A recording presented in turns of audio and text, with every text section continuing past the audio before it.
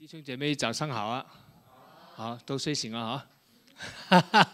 当然睡醒了都已经在这边了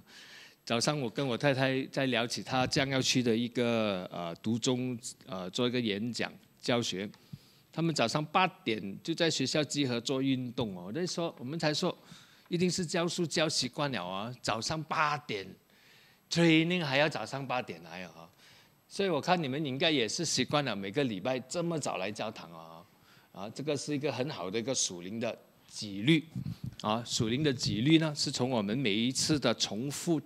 做着属灵的事情上面来建立的所以除了每个礼拜早上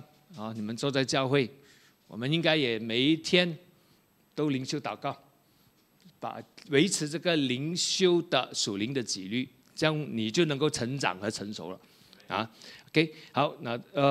稍微报告一下我们 BCM 的进展我们 BCM 其实我们的新的校舍呢基本上98%已经完成了。现在呢，如果你去 BCM 呢就很乱了因为他要全校铺过那个马路因为他们已经为了那个 switch pipe 所以他们整个学校都挖了，没有一个地方没有挖所以现在是要铺所以你现在去 BCM 也是不能够进去的，车要停在外面。不过我们也感谢主，我们后面建了一条人行道，所以后面那个停车场都可以停。那么9月16号呢是我们的义卖会那么这次也是为了建校筹款的。那我们新的礼堂呢，我们已经筹到我们要的钱，但是我们现在必须要去装修我们旧的礼堂，我们其他旧的建筑物那个旧的建筑物需要400万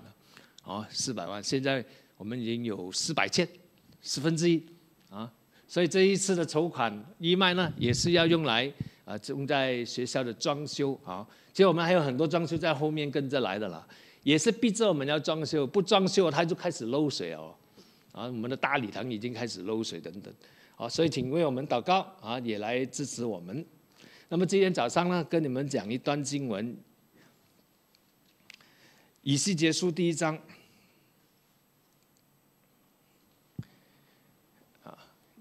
以西结书第1章很长不过呢，待会我念的时候我会跳过去念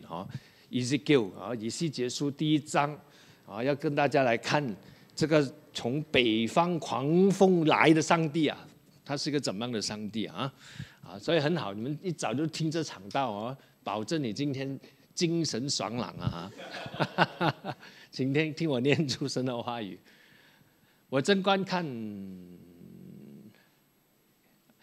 当30年4月初5日，以西结在加巴鲁河边被掳的人中，天就开了，得见神的异象。正是约雅敬王被掳去第5年4月初5日，在加勒底人之地加巴鲁河边，耶和华的话特临到布西的儿子基斯以西结，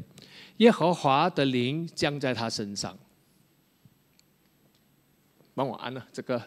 不是很 sensitive， 过笼了我观看，见狂风从北方刮来，随着有一朵包括闪烁火的大云，周围有光辉，从其中的火内发出好像光耀的晶晶，又从其中显出4个活物的形象来，它们的形状是这样：有人的形象，各有4个脸面，4个翅膀。我正观看活物的时候，见活物的脸庞各有1轮在地上，至于轮网高而可畏，4个轮网周围满有眼睛。活物行走，轮也在旁边行走。活物从地上升，轮也都上升。在他们头以上的穹苍之上，有宝座的形象，仿佛蓝宝石。在宝座形象以上有仿佛人的形状。我见从他腰以上有仿佛光耀的晶晶，周围都有火的形状又见从他腰以下有仿佛火的形状，周围也有光辉。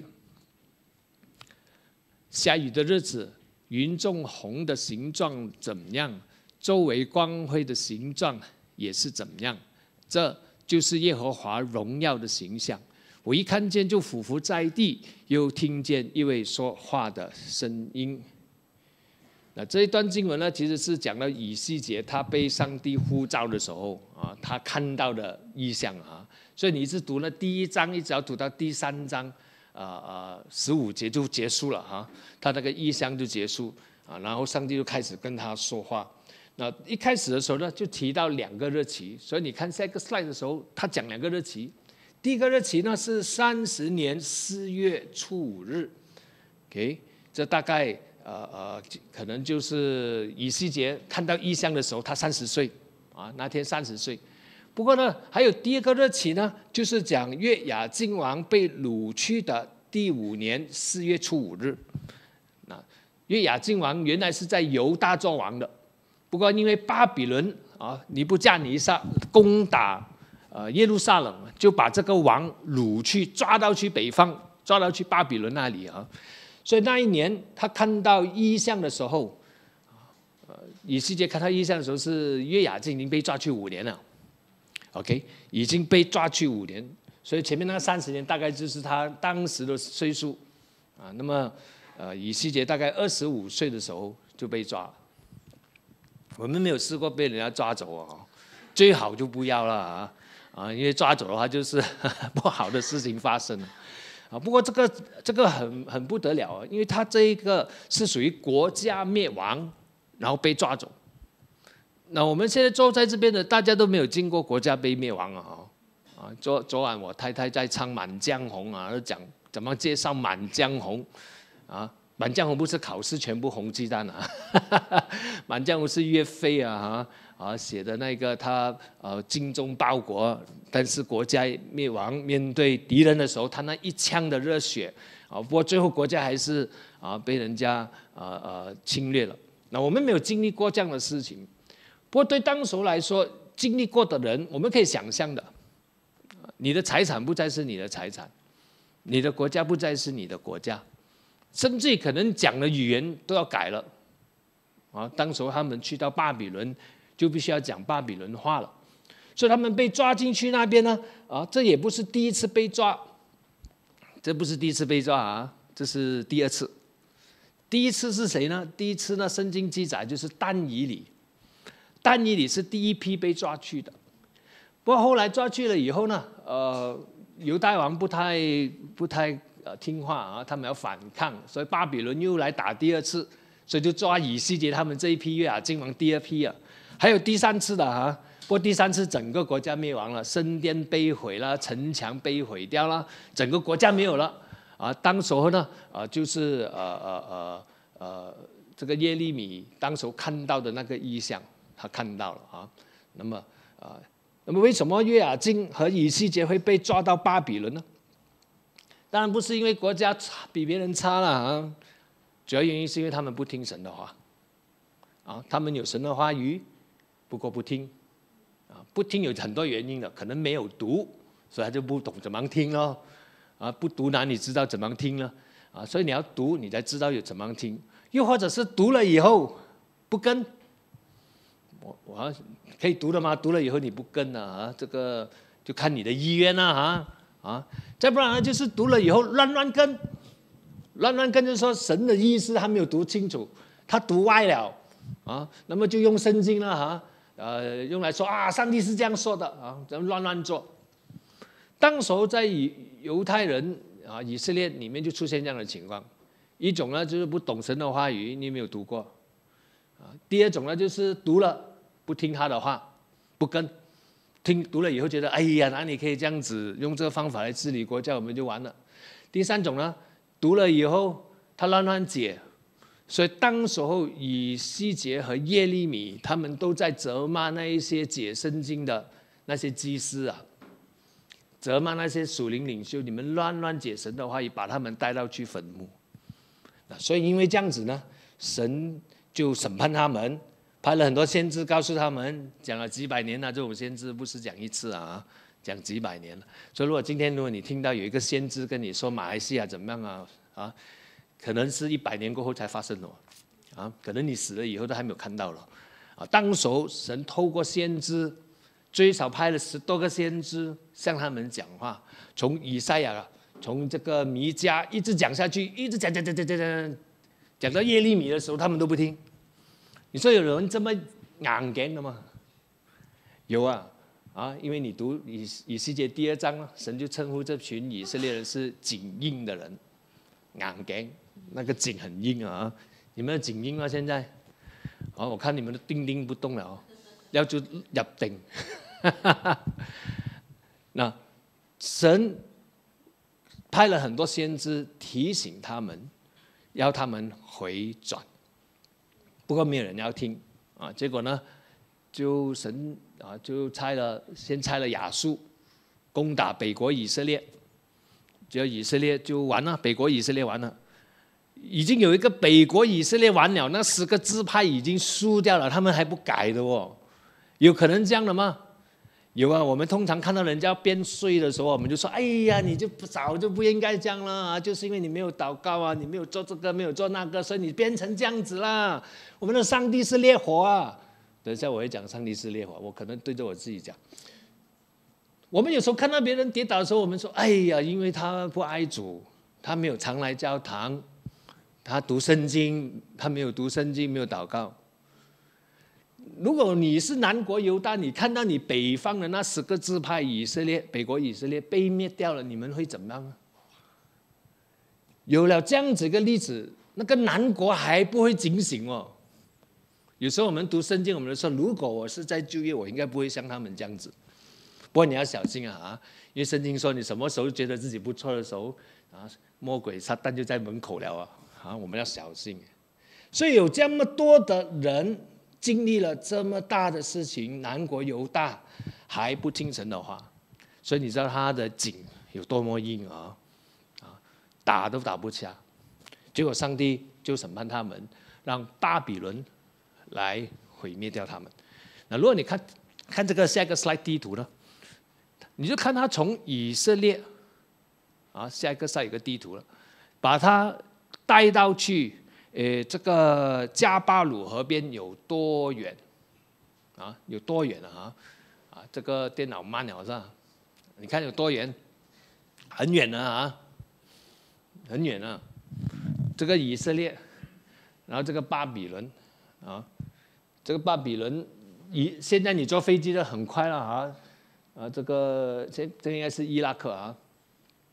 今天这个以色列不是打飞弹去炸伊朗吗？美国这么远来炸，当然以前没有了，以前没有这么，你没有办法，你只能走路，你要往北走到哈马那边，再往东一直走到加巴鲁河边，那是很长的一条路很长几百公里你就想象你从新山走路走到去这个槟城这样子走上去，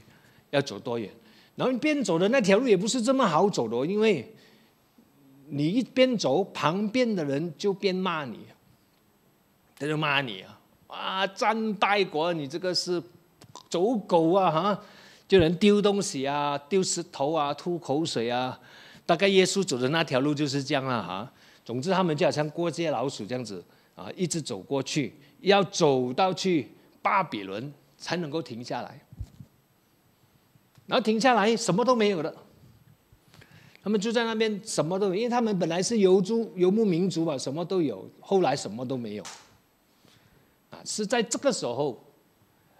以西结在加巴鲁河边，他看见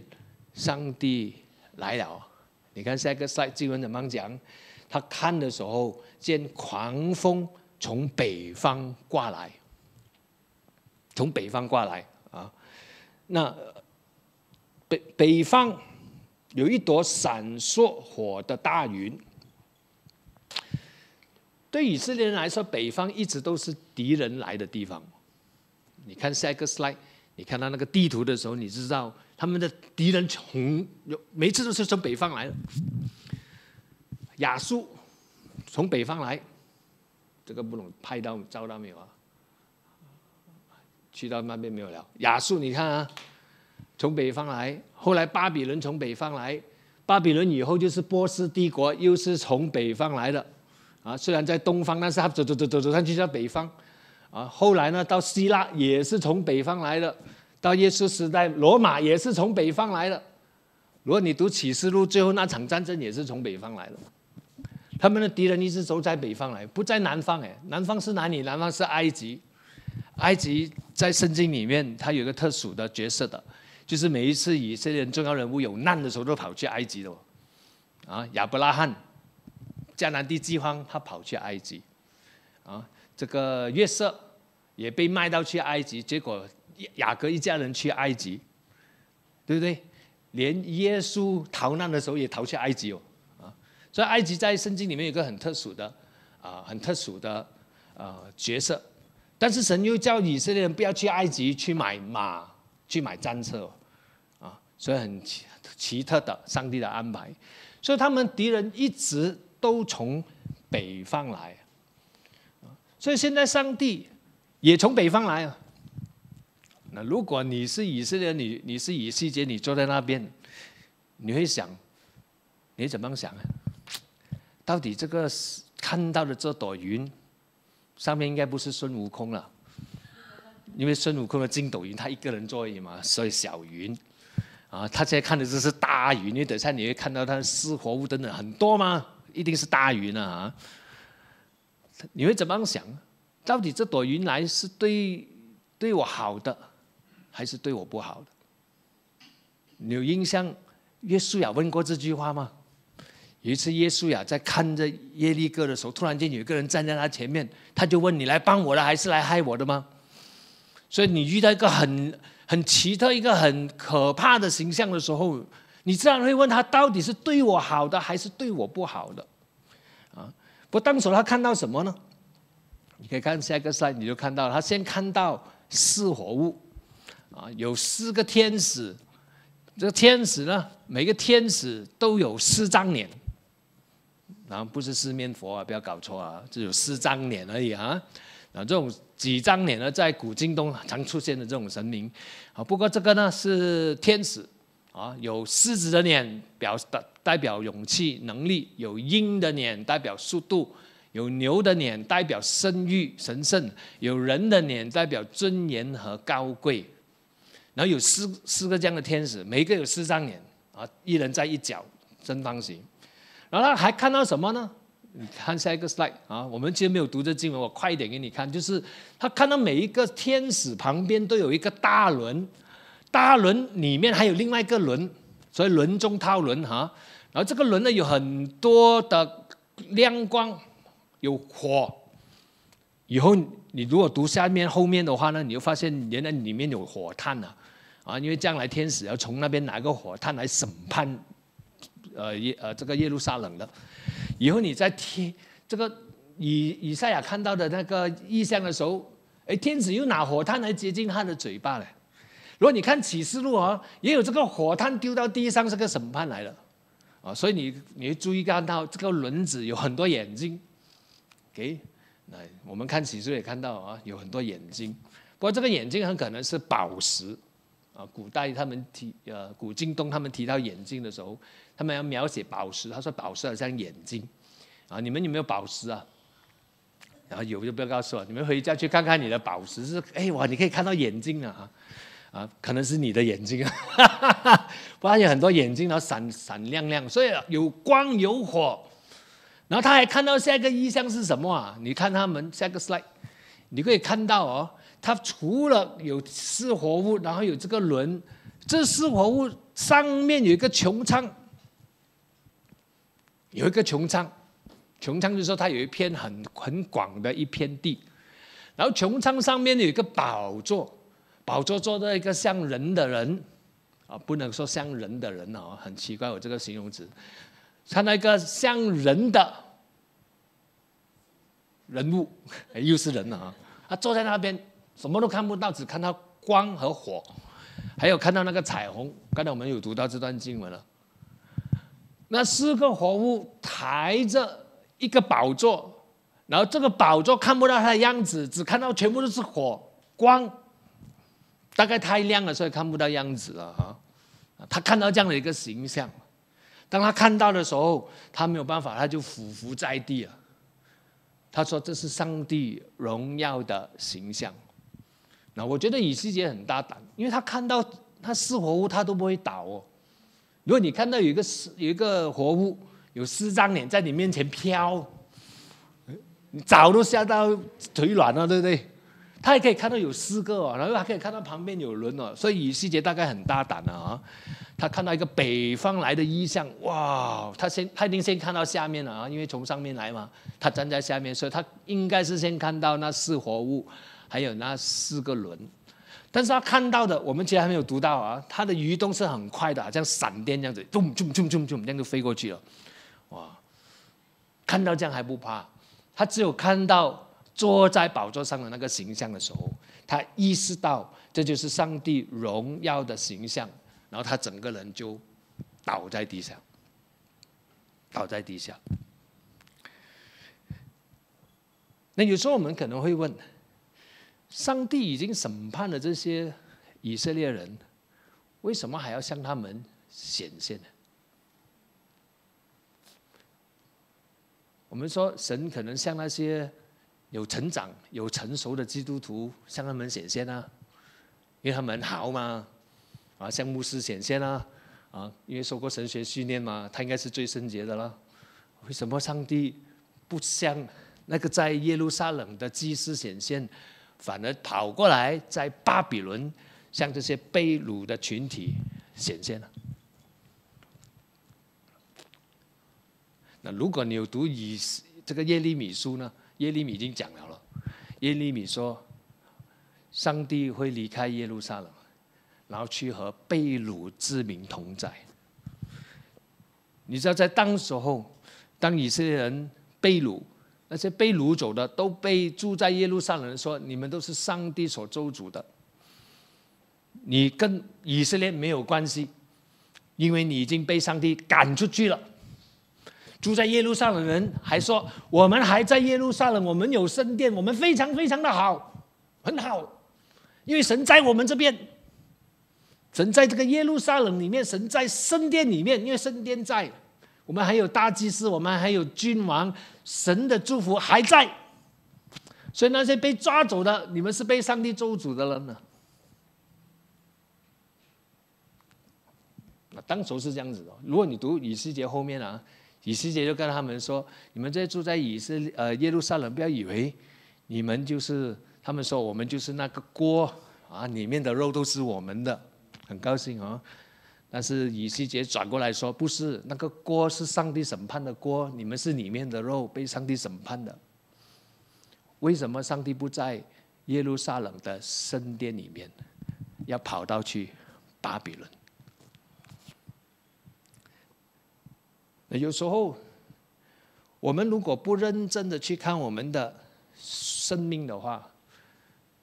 我们可能会以为上帝与我同在啊。有时候我们不认真去看我们自己生命的光景的时候，我们还以为我们每个礼拜8点半坐在这边是很好的基督徒。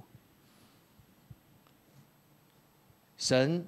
没有在耶路撒冷，没有在圣殿里面，是因为那里的人只有宗教的行为，却没有一个信仰的生命。今天我们每个人也是，我们来教会啊，来了几十年啊，所以信耶稣超过10年了。这边有没有超过10年了？哇，你们10年每个礼拜来教堂不闲的咩？我今年50岁，我在教堂50年了，每个礼拜去教堂。我在台湾念大学的时候，我跟上帝说，这个礼拜是我最后一个礼拜来教堂了啊，下个礼拜开始我不来了啊，除非你是真的。我做这样的祷告啊，这种是很骄傲的祷告，忘记了神以前做的事情。但是我祷告完了，我下个礼拜还是继续来教堂哦，我没有停过，因为神很正嘛，所以停不下来哎，停不下来哎。你可以每个礼拜来教堂哎，那是不得了的事情哎。你有什么习惯是做几十年都好像同一天这样子的？来教堂哦，啊，你即使住很远啊，像浩瀚这样子住这么远都可以来这边哦。其实他们也不是特例啊，我有看这些很夸张的啊，住在死人班来吉隆坡聚会的。我问他你为什么来这边？死人班这么远？说很好，我喜欢这边，我就来这边了。我发现我们吉隆坡人已经你1个小时的车程不是塞车，不是只是濕水而已，你不会觉得远。我看到的真的有，北方的去南方聚会，南方的去北方聚会，那很可怕的。但是我们每一个礼拜都来你有没有想过为什么会这样吗？我们来是因为神在这边嘛，是因为神，我们敬拜，我们听神的话语，我们知道神是真实的，你才能够每一个礼拜这样子来，对不对？但是我们有一个挑战，那个挑战就是我们有时候来的时候，我们的生命没有准备好，我们的生命有时候有一些事情我们放下了，我们把神的要求放下了，我们自己都不知不觉以为自己还不错。这是我们要认真的去看我们的生命，要不然即使我们做传道人，我们也会跌倒。所以我劝勉你们怎么上帝出现在巴比伦不在耶路撒冷？就是因为巴比伦有一个爱神的人在那边吗？有以西结在那里，神向以西结显现，因为他是祭司，但是他被掳到巴比伦，他就没工作了，他失业了其实因为圣殿在耶路撒冷嘛，他现在在巴比伦这个祭司就失业了但是因为有一个人在巴比伦，他心里面难过，然后他向神祷告，神就向下显现其实当然不止以西结，还有但以理，但以理也是去到巴比伦，也是在尼布甲尼撒王底下，他专心寻求神，神就向他显现所以你看到吗？其实不是我们的环境是怎么样，而是我们这个人，我们准备来到神的面前，神就向我们显现，向我们倾诉他的心意。你没有想过，这么多人研究圣经，你们知道非基督徒也研究圣经的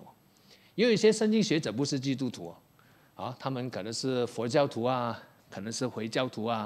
他们想研究基督教的圣经和佛经的比较或者是研究基督教圣经和可兰经的比较全世界很多人都在看圣经的你要在疫情期间，什么书卖的最好？就是圣经很多人想打压圣经也打压不到，你越打压它就越泛滥所以最好不要打压圣经不要打压基督教信仰。全世界这么多人读同一本圣经，为什么会读出不同的结果呢？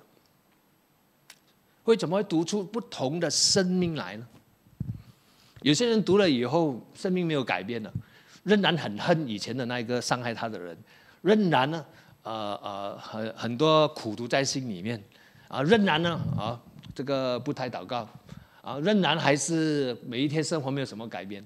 但是有些人读了以后，他生命改变了，他变成另外一个人他更爱耶稣甚至也还要做传道人不够上帝，我上十字架了，钉在十字架还不够，直钉不太好，因为耶稣是直钉的，所以要反过来彼得相传就是这样子说我不配，他就反过来钉十字架的。为什么同一本圣经，同一个真理，同一个上帝，我们见了以后会不同的回应？其实就是我们自己有没有准备好。那个准备好不是指你有没有读神学，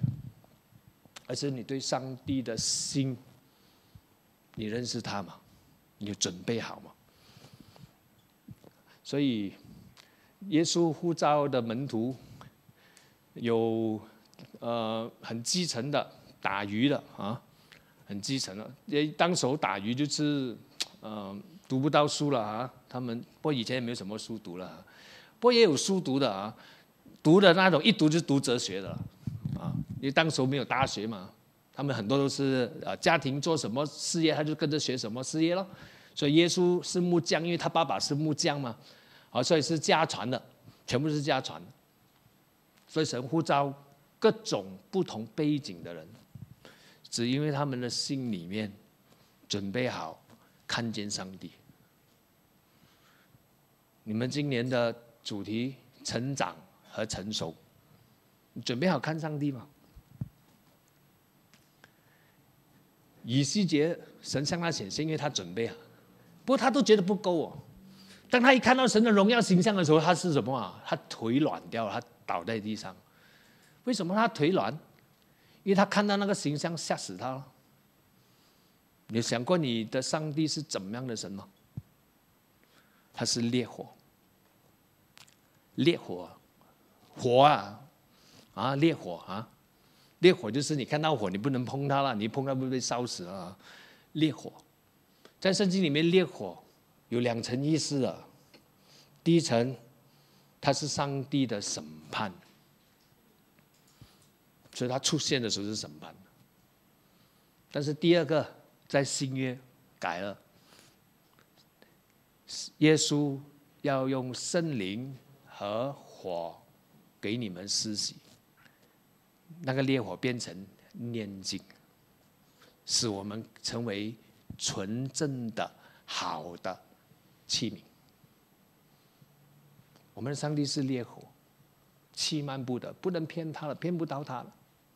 我们可以骗人啊，不过老实说，这么多年我发现，其实人骗不到人的啦啊！你当觉得自己这样子说很聪明，人家早就看穿你了。每一个人都是这样的啊，除非你是那种已经骗连自己也骗到的人了就是骗得太厉害，连自己也骗到了啊！除非你是这样了，要不然呢，就我们做什么事情隐藏不到的，我们的骄傲啦，我们的老我啦，我们的这种的苦毒啦，骗不到人的。嘴巴怎么样讲好的话，怎么样讲神的话，你都骗不到人的，人家一看就知道你有还是没有。所以我们才要诚实的看自己。但是当我们被圣灵的火炼净的时候，耶稣用圣灵和火炼净我们的时候，我们的生命就成为上帝可用的生命。所以你可能就要问自己了：主啊，我准备好见你的面吗？神是烈火，那个烈火，我刚才不是提到了那个四活物有4张脸呢？在古今东很多神明都是几张脸的哦，不过那些是神明哦。但是你以西结看到的这些看起来像神明的，只是抬上帝的宝座，只是在下面抬的仆人。你准备好见上帝的形象了吗？那耶稣很快就要来了，很快了。地震到处都是啊，然后饥荒，你准备了啊，来着了啊，因为战争的事情，因为天气变化的事情。我们前阵子还不是说怕米不够吗？如果你有看新闻，你就知道米不够啊。很多地方日本的米已经1倍贵了啊，过去1年啊，他们的米涨价1倍，因为米不够，粮食不够。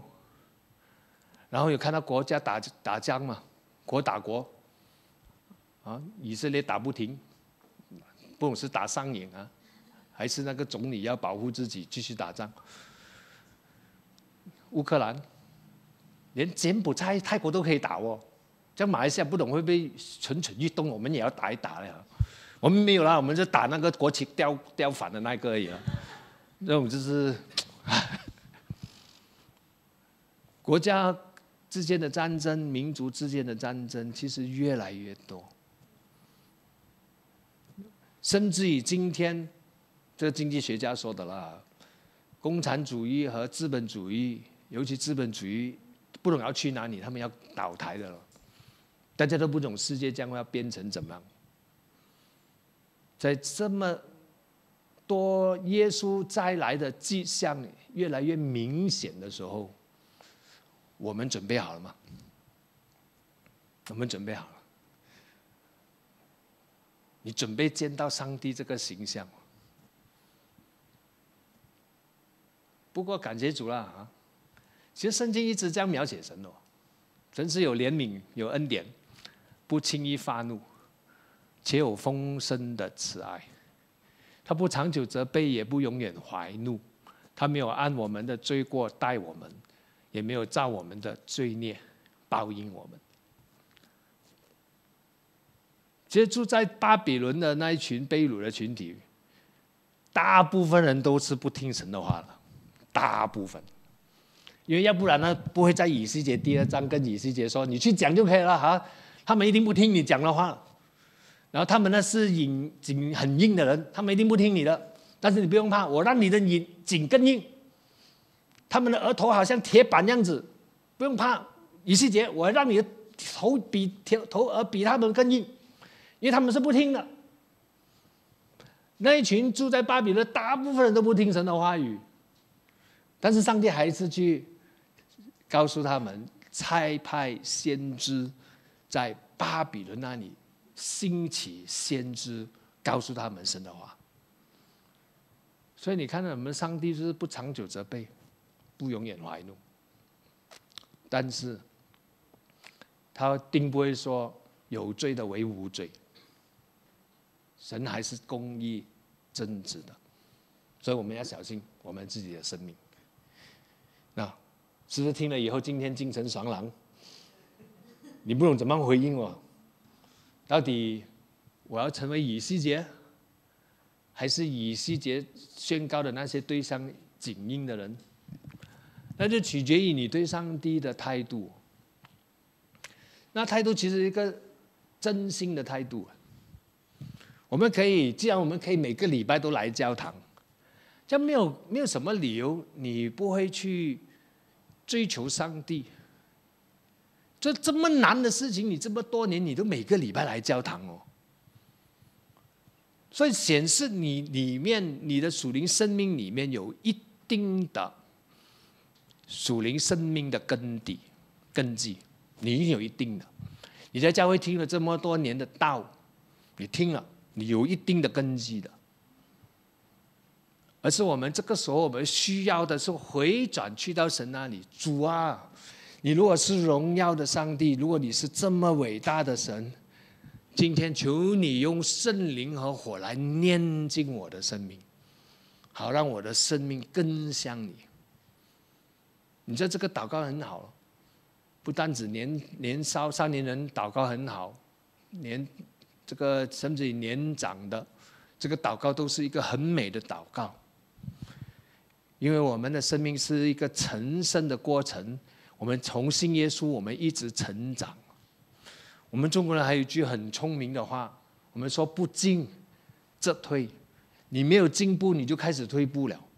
为什么不进则退？因为不进的时候，你不进步的时候，就是你懒惰的时候。你懒惰，你连原来有的你都会没有了，因为你懒惰嘛。所以你原来有的就没有，怪不得为什么说不要停止聚会，因为他会习惯本来有的属灵纪律，当我们停止聚会，你就失去了，就是这样的意思。我们的属灵生命也是一样。这荣耀的上帝在北方出现，他超越了以色列人所有的敌人。因为他越过敌人啊，他在北方来，他越过敌人啊，他出现。敌人不是有很多神明呢，都挡不住他吗？就像4世纪啊，这个以户，他经过这个敌人的这个米甸人王的那个神，那2排神明啊，他经过，然后去到监王，那些神明都不知道这个以户要来杀掉他们的王啊，都不知道。所以当他出去，他进了监王，然后他离开，又经过那一堆神，然后又再转回去，走了3次。米甸人的王都不知道，这个以户将要杀掉他们的米甸的王，这米甸的神不知道，保护不到米甸的王。所以今天我们也是一样啊，神从北方来，他越过所有的敌人和他们的神明，去到那个以西结爱神的那边，那个神的人。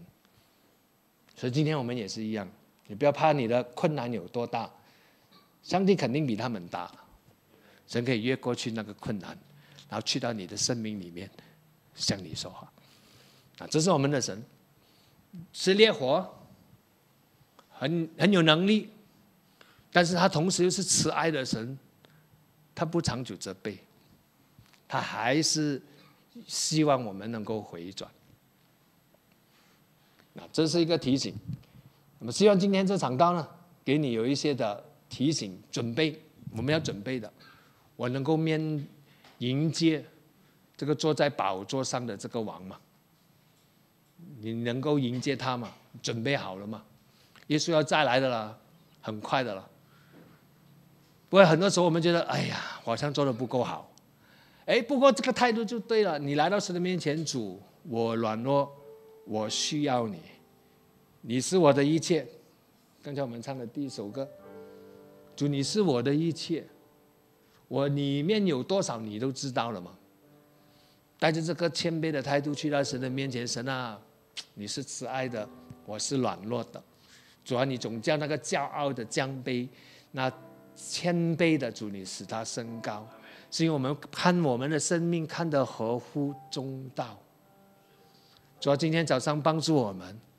主啊，当我们每一次读神你的话语的时候，主啊，我们不是单单坐在这边听，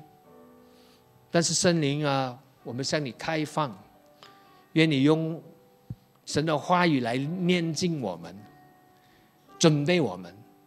主要让我们的生命准备好，我们的态度准备好，以至于主我们能够见你的荣耀，能够见你再来。主啊，你越过我们的困难，因为你能够越过以色列的敌人在北方来的时候，主你就展示你的全能。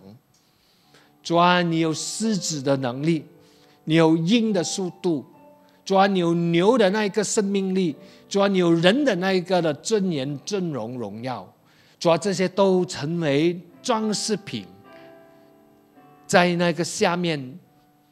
来衬托坐在宝座上面我们的上帝。所以主啊，今天我向你祷告，向我们显现，向那谦卑、那清心的人显现。因为主你说清心人能够见你的面，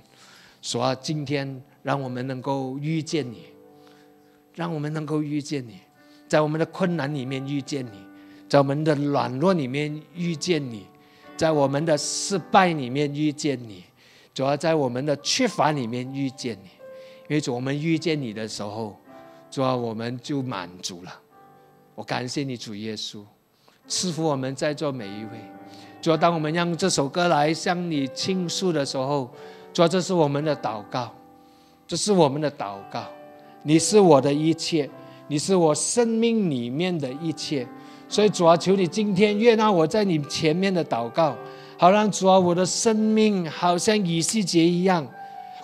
准备好来迎接你的荣耀，来迎接你。所以主啊，求你的爱充满我们，让我们进入主你爱的自由。奉耶稣基督名字祷告，阿们。我们一起来起立来唱这首歌。